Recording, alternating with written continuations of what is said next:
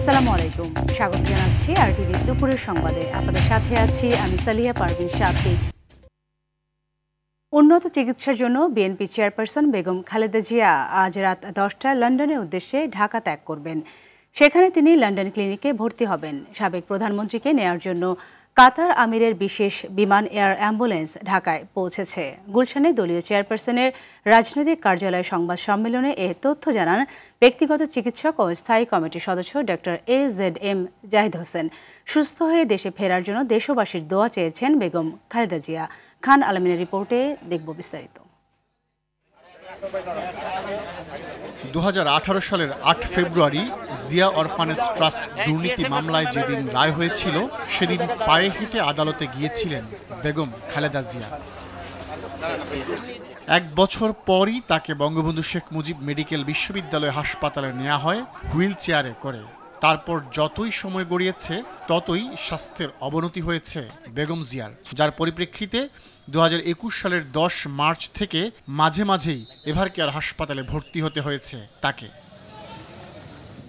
বিএনপির পক্ষ থেকে তৎকালীন স্বৈরাচার হাসিনা সরকারের কাছে বেগম জিয়ার বিদেশে চিকিৎসার জন্য আবেদন করা হলেও তা প্রত্যাখ্যাত হয়েছে। পরিবর্তিত পরিস্থিতিতে ও শারীরিক বাস্তবতা বিবেচনায় বেগম জিয়ার বিদেশ যাত্রা নিশ্চিত হলো। মঙ্গলবার রাত 10টায় কাতার আমিরের রাজকীয় বহরের এয়ার অ্যাম্বুলেন্সে উন্নত চিকিৎসার জন্য লন্ডনের উদ্দেশ্যে ঢাকা ছাড়বেন। সঙ্গে থাকবেন 6 সদস্যের চিকিৎসক দল। প্রয়াত ছোট ছেলে আরাফাত রহমান কুকুরের স্ত্রী শামেলা রহমান, ব্যক্তিগত কর্মকর্তা আব্দুস সাত্তার সহ বেগম জিয়ার সহযোগীরাও সঙ্গী হবেন। যুক্তরাজ্যে পৌঁছেই সরাসরি ভর্তি হবেন লন্ডন ক্লিনিকে, যেখানে লিভার সিরোসিস, হৃদরোগ সহ বিভিন্ন জটিল রোগে আক্রান্ত বেগম জিয়ার চিকিৎসা হবে মেডিকেল বোর্ডের পরামর্শে। সেখানে সকল ব্যবস্থা তাদের আছে এবং সেই অনুযায়ী আমরা তাদের ওখানে নিয়ে যাচ্ছি এবং তাদের ওখানে আমরা ইনশাআল্লাহ রেখে ওনারা সব কিছু দেখে তারপরে আপনার ডিসিশন হবে যে ওনার নেক্সট কোর্স অফ ট্রিটমেন্ট কী হবে। 2023 সালের অক্টোবরে যুক্তরাষ্ট্রের জন হপকিন্স হাসপাতালের 3 চিকিৎসক ঢাকায় এসে বেগম জিয়ার চিকিৎসায় যুক্ত হয়েছিলেন। লন্ডন ক্লিনিকের মেডিকেল বোর্ড প্রয়োজন মনে করলে তাকে জন হপকিন্স হাসপাতালেও নেওয়া হতে পারে বলে জানান ডাক্তার জাহিদ। সুস্থ হয়ে আল্লাহর অশেষ মেহেরবানিতে উনি আবার আমাদের মাঝে ফেরত আসতে পারে, সেজন্য দেশবাসীকে ওনার সুস্থতার জন্য দোয়া করার জন্য উনি অনুরোধ করেছে। ফেরার পথে পবিত্র উমরাহ পালনে সৌদি আরব যেতে পারেন বেগম জিয়া। আর লন্ডন পৌঁছার পর দীর্ঘ 7 বছর পর দেখা হবে বড় ছেলে তারেক রহমানের সঙ্গে। খান আলামিন, RTV, ঢাকা।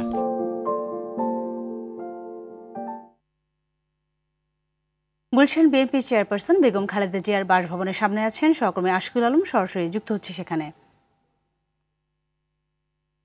আশিকুল, আজ তো বেগম জিয়া চিকিৎসার জন্য লন্ডন যাচ্ছেন, তো দলের নেতা কর্মীরা তার সাথে দেখা করতেও সেখানে গেছেন। প্রায় 7 বছর পর তারা জিয়ার সাথে তার দেখা হবেন, তো সব কিছু মিলে সেখানকার সর্বশেষ প্রস্তুতির কি তথ্য আছে আপনার কাছে?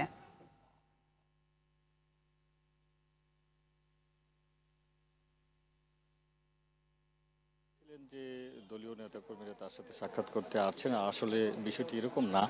যে দলের পক্ষ থেকে আমরা যেটুকু জেনেছি যে দলীয় নেতাকর্মীদের তার বাসার আশেপাশে, গুলশানের বাসার আশেপাশে ভিড় জমাতে নিষেধ করা হয়েছে এবং তারা আসলে তাকে বিদায় জানাতে পারবেন মহাসড়কের পাশে দাঁড়িয়ে। তারা হয়তো তাকে শুভেচ্ছা জানানো বা তাকে বিদায় জানানোর যে বিষয়টি সেটি আসলে তারা করতে পারবেন। এর বাইরে আসলে দলের পক্ষ থেকে ওরকম কোনো সুযোগ এখানে থাকছে না। আরেকটি বিষয় আপনাকে জানিয়ে রাখি সাথে আপনাকে, যে তার বাসা থেকে, গুলশানের বাসা থেকে শাহজালাল আন্তর্জাতিক বিমানবন্দরের যে রুট, এই রুটে যাওয়া পর্যন্ত তার যে নিরাপত্তা ব্যবস্থা সেই জায়গাটায় সবচেয়ে বেশি জোর দিয়েছেন সরকার। এবং সেখানে কিন্তু আমরা যেমনটা জেনেছি যে 10 প্লাটুন পুলিশের পাশাপাশি র্যাবের স্পেশাল ফোর্স থাকছে, পাশাপাশি বেসরকারি বিমান ও পর্যটন মন্ত্রণালয়ের যে স্পেশাল ফোর্স রয়েছে তারা থাকবেন এবং বিশেষ করে যে সোয়াত যে বাহিনী, সেই বাহিনীর সদস্যরাও কিন্তু থাকবেন। সব কিছু মিলিয়ে আসলে তার নিরাপত্তা ব্যবস্থাটাকে সবচেয়ে বেশি গুরুত্ব দেওয়া হচ্ছে। পাশাপাশি যে তার স্বাস্থ্যের যে পরিস্থিতি সেটিকে বিবেচনায় রেখেই কিন্তু দলীয় নেতাকর্মীদের তেমন একটা সুযোগ দেওয়া হয়নি। শুধু স্থায়ী কমিটির যারা সদস্য ছিলেন তারাই কিন্তু তার সাথে সাক্ষাৎ করেছেন এবং যেমনটি কিন্তু তার ডাক্তার জাহিদ যেমনটা বলেছেন যে তাকে যে বিদেশে পাঠানো হবে সেই বিষয়টির ক্ষেত্রে কিন্তু দেশবাসীর কাছে তিনি দোয়া চেয়েছেন। এছাড়াও আপনাকে জানিয়ে রাখি যে সাথে দীর্ঘ 7 বছর পরেই কিন্তু তিনি দেশ ছেড়ে যাচ্ছেন চিকিৎসার উদ্দেশ্যে এবং সেখানে লন্ডন ক্লিনিকে যার যে চিকিৎসা ব্যবস্থা ক্ষমতা, সেটির উপরেই কিন্তু তারা সবচেয়ে দলের শীর্ষ নেতারা সেটির উপরেই জোর দিচ্ছেন।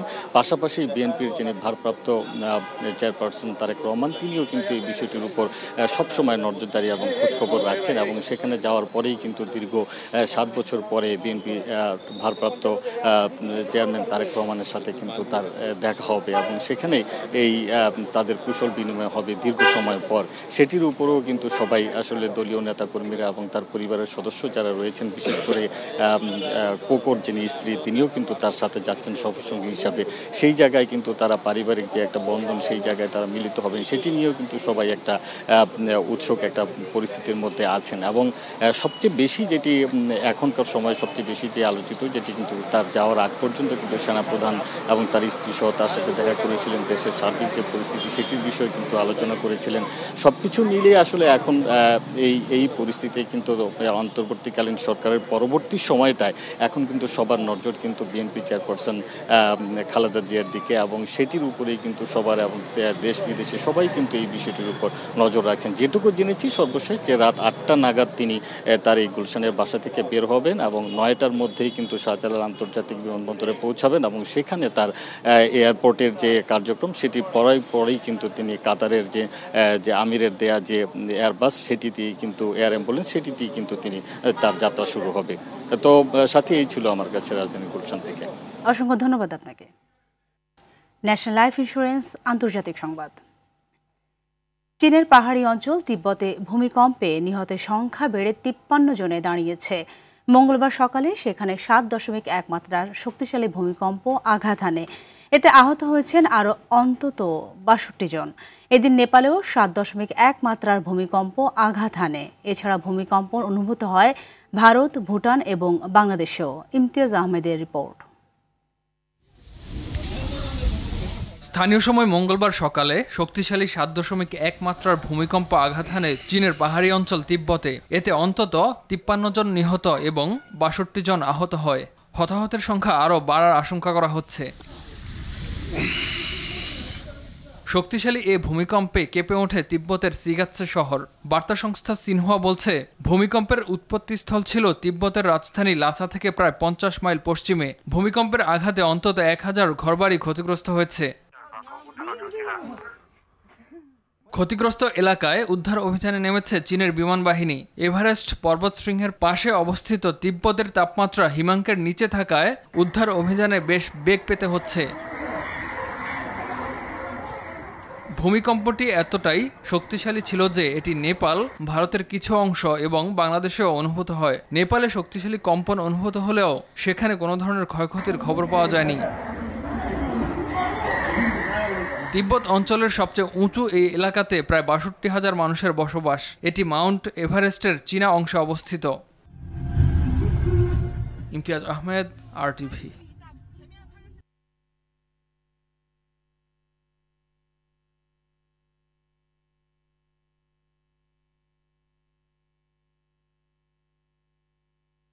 দর্শক, নেপালের ভূমিকম্পের খবর জানাতে সেখানে আছেন আমাদের এই সহকর্মী নুসরাত জাহান সিনথি। সরাসরি যুক্ত হচ্ছি তার সাথে। কাঠমান্ডুর থামেলে আছি। আপনি যেটি জানেন যে আজকে সকালে একটি শক্তিশালী ভূমিকম্প অনুভূত হয়েছে নেপালে। স্থানীয় সময় সকাল 7টায় রিক্টার স্কেলে 7.1 মাত্রার ভূমিকম্পটি অনুভূত হয়।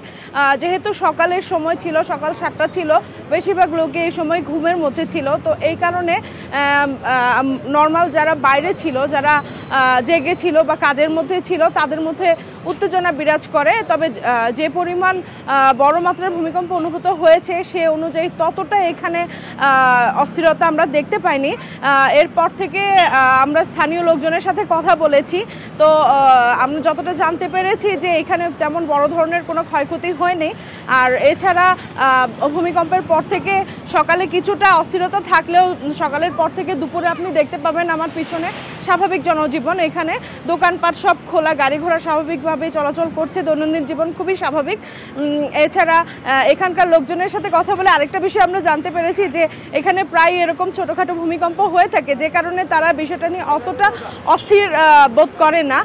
এছাড়া 2015 সালে আপনি জানেন যে 2015 সালে নেপালে একটি বড় ধরনের ভূমিকম্প হয়েছিল, সেইখানে প্রায় 9000 লোকের মৃত্যু হয়েছিল। তো এরপর থেকে মোটামুটি ছোটোখাটো ভূমিকম্প এখানে হয়, তবে এই বিষয়টা নিয়ে তারা ততটা উত্তেজিত না, এবং আজকে এখানে তেমন কোনো বড় ধরনের ক্ষয়ক্ষতি হয়নি বা বড় ধরনের কোনো দুর্ঘটনা আমরা দেখতে পাইনি।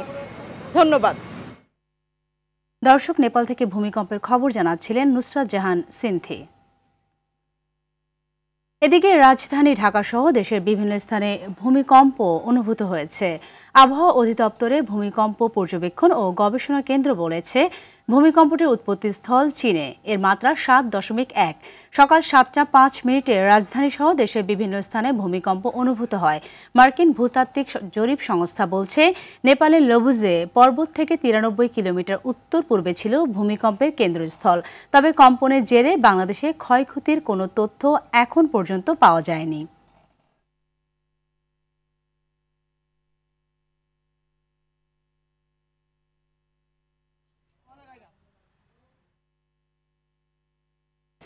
সরকার গঠনের পর অভিযুক্ত কাউকে দেশত্যাগ করতে দেওয়া হয়নি বলে জানিয়েছেন স্বরাষ্ট্র উপদেষ্টা অবসরপ্রাপ্ত lieutenant general Jahangir Alam Chowdhury.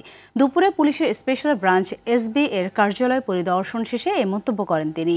July August গণ অভ্যুত্থানে আহতদের মধ্য থেকে আপাতত 100 জনকে পুলিশের বিভিন্ন ইউনিটে কর্মসংস্থানের ব্যবস্থা করা হবে জানিয়ে স্বরাষ্ট্র উপদেষ্টা জানান, ট্রাফিক বিভাগে অবসরপ্রাপ্ত ব্যক্তিদের নিয়োগ দেওয়ার কাজ চলছে। পরে সিআইডি কার্যালয়ও পরিদর্শন করে বাংলাদেশ ব্যাংকের লুট হওয়া টাকার সাথে কারা জড়িতদের প্রতিবেদন দ্রুত জমা দিতে নির্দেশ দেন স্বরাষ্ট্র উপদেষ্টা। কিছু যেন আমরা পুলিশে অ্যাবজর্ব করতে পারি, আমরা তাদের একটা কর্মসংস্থানের জন্য একটা ব্যবস্থা করতে পারি। আমরা একটা প্রপোজাল পাঠাইছি, ওই রিটায়ার্ড আমাদের police, BGB, Ansar, army, navy, এয়ারফোর্সে থেকে তাদের থেকে কিছু রিক্রুট করে এই ট্রাফিক ডিউটিতে লাগানোর জন্য 5 তারিখের পর থেকে 5, 6, 7 পর্যন্ত তো কোনো সরকারই ছিল না। ইনফ্যাক্ট ওই সময় কোনো, আপনারই বলছে, ওই সময় তো এই সরকার টেক ওভারই করে নাই। ওই সময় অনেকে পালিয়ে গেছে, ওই সময় অনেকেই পালিয়ে গেছে, এটা অস্বীকার করার কোনো উপায় নেই। ওই সময় অনেক পালিয়ে গেছে, বাট এরপরে গেছে কিনা আপনারা দেখেন।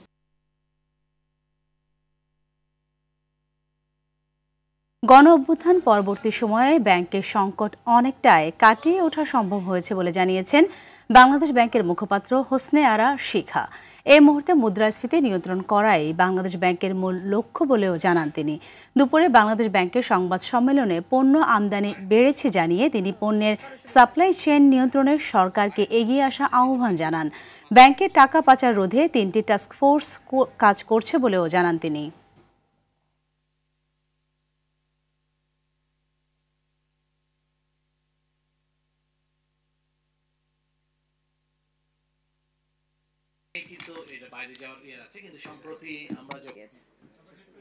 ঠিক আছে, অনেক ধন্যবাদ। মূল্যস্ফীতি নিয়ন্ত্রণে বাংলাদেশ ব্যাংকের দায়িত্ব যেমন দেওয়া আছে, সবগুলো কাজের দায়িত্ব কিন্তু বাংলাদেশ ব্যাংকের নয়। যেমন ধরেন, আমি নীতি সুধার বাড়িয়েছি, তার একটা প্রভাব মার্কেটে পড়বে, অর্থাৎ মানি সাপ্লাইকে এটা রহিত করবে। কিন্তু সাপ্লাই চেইন ডিসরাপ্টেড থাকলে, যদি কোনো কারণে সাপ্লাই চেইন ডিসরাপ্টেড হয়, তারপরে হচ্ছে যে আপনার প্রাকৃতিক দুর্যোগ, মাঝখানে একটা বন্যা হয়ে গিয়েছে, অর্থাৎ আপনি পলিসি রেট বাড়াবেন, সাথে সাথে কমবে এমন নয়, এটা 6 মাস পরে গিয়ে রেসপন্স করতে পারে। সীমান্তে কিশোরী ফেলানি হত্যার 14 বছর আজ। 2011 সালের এই দিনে কুড়িগ্রামের ফুলবাড়ির অনন্তপুর সীমান্তে ভারতীয় সীমান্তরক্ষী বাহিনী বিএসএফ এর গুলিতে নির্মম হত্যার শিকার হয় ফেলানি। দীর্ঘ 4.5 ঘন্টা কাঁটাতারে ঝুলে থাকে তার মৃতদেহ। এই চিত্র গণমাধ্যম সহ বিশ্বের মানবাধিকার সংগঠনের তীব্র সমালোচনার মুখে পড়ে ভারত। তবে বিএসএফ এর বিশেষ কোর্টে খালাস দেওয়া হয় অভিযুক্ত বিএসএফ সদস্য আমির ঘোষকে। এ রায় প্রত্যাখ্যান করে ভারতীয় মানবাধিকার সংগঠন মাসুমের সহযোগিতায় ভারতীয় সুপ্রিম কোর্টে রিট আবেদন করে ফেলানির বাবা নুরুল ইসলাম। কিন্তু 14 বছরেও সুষ্ঠু বিচার পায়নি পরিবার।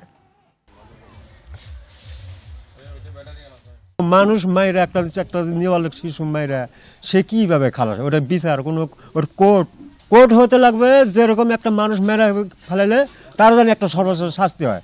এটা মানুষের জানে আমাদের কোর্ট, বিচার আচারের কোর্ট। সে অন্যায় করে কিভাবে খালাস পায়, ওটা কোনো বিচার?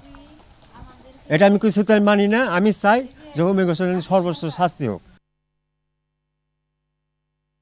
ফরিদপুরে ট্রেনের ধাক্কায় মাইক্রোবাসে 5 যাত্রী নিহত হয়েছে। বেলা 12:30টার দিকে রাজশাহী থেকে ছেড়ে আসা ঢাকাগামী মধুমতি এক্সপ্রেস ট্রেন একটি মাইক্রোবাসকে ধাক্কা দেয়। এ সময় মাইক্রোবাসটি পাশের খাদে পড়ে যায়। এতে ঘটনাস্থল থেকে 5 জনের মরদেহ উদ্ধার করা হয়। এ সময় আহত 2 জনকে উদ্ধার করে ফরিদপুর মেডিকেল কলেজ হাসপাতালে ভর্তি করা হয়েছে। হতাহতদের নাম পরিচয় এখনও জানা যায়নি।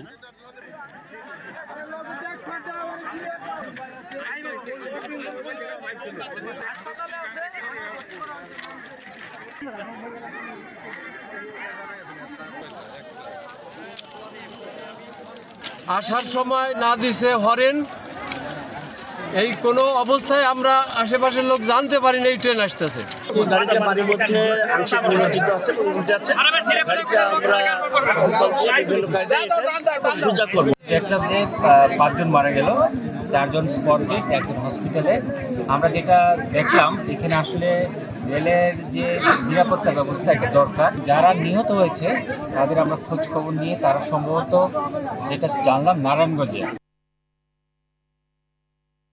5 আগস্ট শেখ হাসিনা দেশ ছাড়ার পর গুলিবিদ্ধ হয়ে নিহত জহিরুল ইসলাম শুভর পরিবার অর্থাভাবে দিন যাপন করছে। কারণ শুভই ছিল একমাত্র উপার্জনক্ষম ব্যক্তি। বাবা ক্যান্সারের রোগী আর মা অসুস্থ, অসহায় স্ত্রী। টাকার অভাবে ভর্তি করানো যায়নি। শুভ 7 বছরের সন্তান আরিয়ানকে মাথা গোঁজার ঠাঁইও নেই, ভাড়া থাকে অন্যের বাসায়। সরকার পরিবারটির দায়িত্ব নেবে প্রত্যাশা ভুক্তভোগীদের। এই ঘটনায় মামলা হয়েছে। সাব্বির আহমেদের ক্যামেরায় আরও জানাচ্ছেন এয়ার বাদল।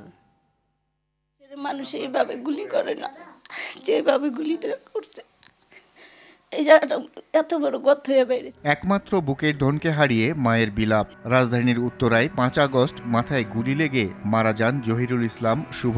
ছেলে নেই। আজকে ওইবার আমি অসুস্থ ছিলাম, আমার ছেলে আমার কুলো করে হাসপাতালে নিয়ে গেছে, টয়লেটে নিয়ে গেছে। এখন যদি আমি এই অবস্থায় পড়ে যাই, আমার দেখার কোনো মানুষ নেই। এর আগে জুলাই মাসে কাজের উদ্দেশ্যে যাত্রাবাড়ি থেকে উত্তরা যাওয়ার সময় দেশের খারাপ পরিস্থিতিতে মাকে সতর্ক থাকার পরামর্শ দিয়েছিল শুভ। এটিই ছিল মায়ের সাথে শেষ কথা। হাজবেন্ড আমার ক্যান্সার, একটা ছেলে ছিল, তাও দুনিয়া ছেড়ে চলে গেল। মানে আমার মতো আর কি কম দুঃখিনী মনে হয় আর কেউ থাকা না থাকা একদম সমান। বাবা হত্যা হওয়ায় এতিম হয়েছে শুভর 7 বছরের একমাত্র ছেলে আরিয়ান ইসলাম আয়াত। বাবা হারানোর কষ্ট নাড়া দিয়েছে তাকেও। অভাবের কারণে সন্তানকে গ্রামে রেখে আসতে চেয়েছিল রাজমিস্ত্রি শুভ। মারা যাওয়ার আগে এ নিয়ে স্ত্রী সন্তানের সাথে ফোনে কথা হয়।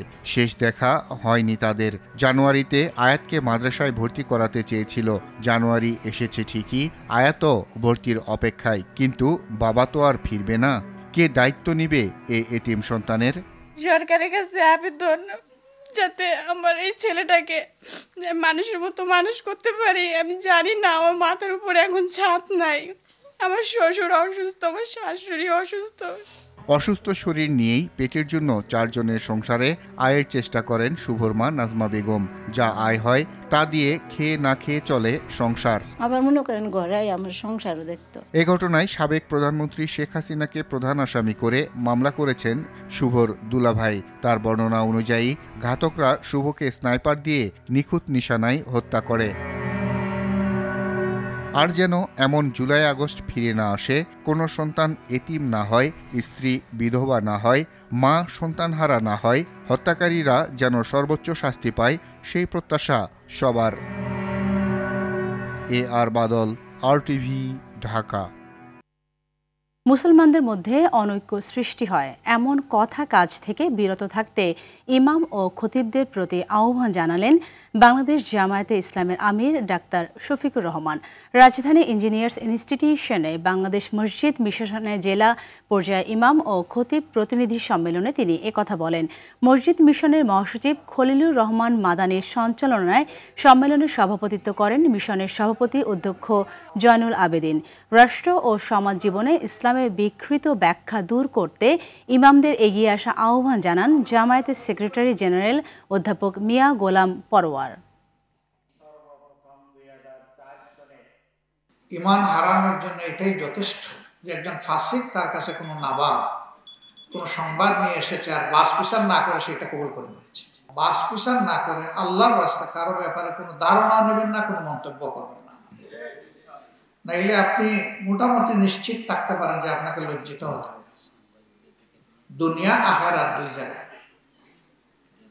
ইনশাআল্লাহ এই ক্ষেত্রে আমরা সর্বোচ্চ সতর্কতা এবং দায়িত্বশীলতার পরিচয় দেব।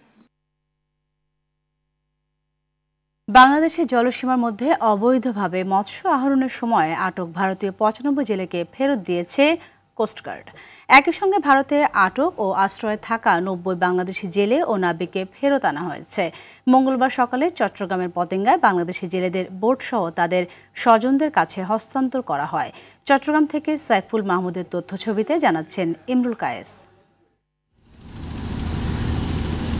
ভারতীয় কোস্টগার্ডের হাতে আটক বাংলাদেশের দুটি ফিশিং ভেসেল, ৭৮ জেলে ও নাবিকসহ ভারতের কারাগার থেকে মুক্তি পাওয়া ৯০ জন পা রেখেছেন দেশের মাটিতে। একই সঙ্গে বাংলাদেশে আটক ভারতীয় ফিশিং ভেসেল সহ ৯৫ জন জেলেকে ভারতীয় কোস্টগার্ডের কাছে হস্তান্তর করা হয়েছে। মঙ্গলবার সকালে পতেঙ্গার কর্ণফুলী চ্যানেলের ১৫ নম্বর ঘাটে হস্তান্তর প্রক্রিয়া শেষ হয়।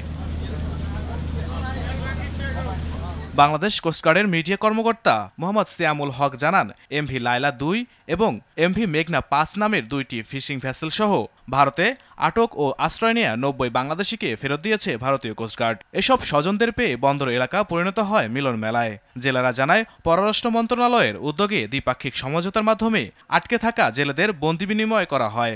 এতদিন তো ভাই অনেক টেনশনে ছিলাম, এখন আসার পরে অনেক ভালো লাগছে। অনিশ্চয়তায় ছিলাম, এতদিন পরে দেখা করতে পারছি, এটা তো এর থেকে খুশির কোনো কিছু আর হইতে পারে না। আমরা বর্ডারের কাছাকাছি ছিলাম, ওরা এসে আমাদেরকে স্টপ করতে বলে মানুষের জীবন এবং জাহাজের কথা চিন্তা করে আমরা ওদিকে যাই এবং ওনারা ভারতীয় সীমানায় নিয়ে আমাদেরকে সার্চ করে। তারা এরকম ঘন্টা ২-৩ ঘন্টা চেক করতেছিল। চেক করার পর এক সময় জানাচ্ছে যে বাংলাদেশ কোস্টগার্ড থেকে কোনো রিপ্লাই পাচ্ছে না এই মুহূর্তে, তা আপনারা আমাদের সাথে আসেন আর কি সামনে। এর আগে বাংলাদেশ ভারত আন্তর্জাতিক সমুদ্র সীমারেখা সংলগ্ন বাংলাদেশ জলসীমার মধ্যে অবৈধভাবে মৎস্য আহরণরত অবস্থায় বাংলাদেশ কোস্টগার্ড ২টি এবং বাংলাদেশ নৌবাহিনী ৪টি ভারতীয় ফিশিং বোট সহ ৯৫ জন জেলেকে আটক করে। তাদেরকেও ভারতীয় কোস্টগার্ডের কাছে হস্তান্তর করা হয়েছে।